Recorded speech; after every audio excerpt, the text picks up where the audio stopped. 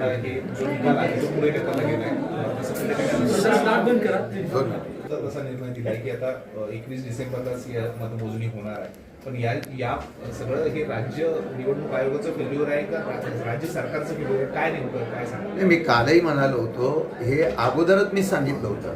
म्हणजे निवडणूक आयोगाच्या बाबतीमध्ये कोर्टाने जो निर्णय दिला, ज्यावेळेला हा प्रोग्राम जाहीर केला त्या प्रोग्राममध्ये एवढ्या त्रुटी होत्या, त्याच वेळेला सांगितलं की एखादी कोर्टामधली केस जर प्रलंबित असेल तर ह्या निवडणुका पुढे जाणार आणि तसंच घडलं.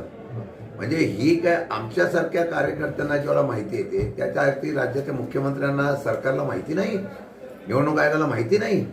परंतु सुप्रीम कोर्टाच्या आदेशाप्रमाणे जानेवारीमध्येच निवडणूक घ्यायची अशा प्रकारच्या सूचना म्हणून घाई गडबडीत ज्याप्रमाणे हा प्रोग्राम जाहीर केला, हा सबसेल फेल्युअर आहे.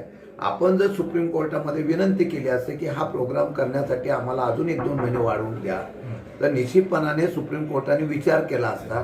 परंतु ते न करता ज्या पद्धतीने झालंय यामध्ये पूर्णपणाने निवडणूक आयोगच दोषी आहे. मी त्या दिवशी पण म्हणालो की महात्मा गांधींच्या असलेल्या त्या 3 माकडासाठी आज ती परिस्थिती निवडणूक आयोगाची झालेली आहे.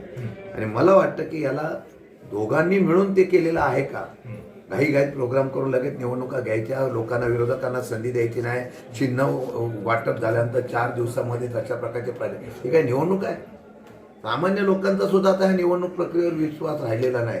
मी आज सांगतो की कालपासून अशी चर्चा आहे की 20 दिवस मध्ये हा गॅप ठेवलेला आहे, याचा अर्थ मशीनमध्ये काहीतरी घोळ होणार आहे. हे आम्ही बोलत नाही, सामान्य लोक बोलायला लागले.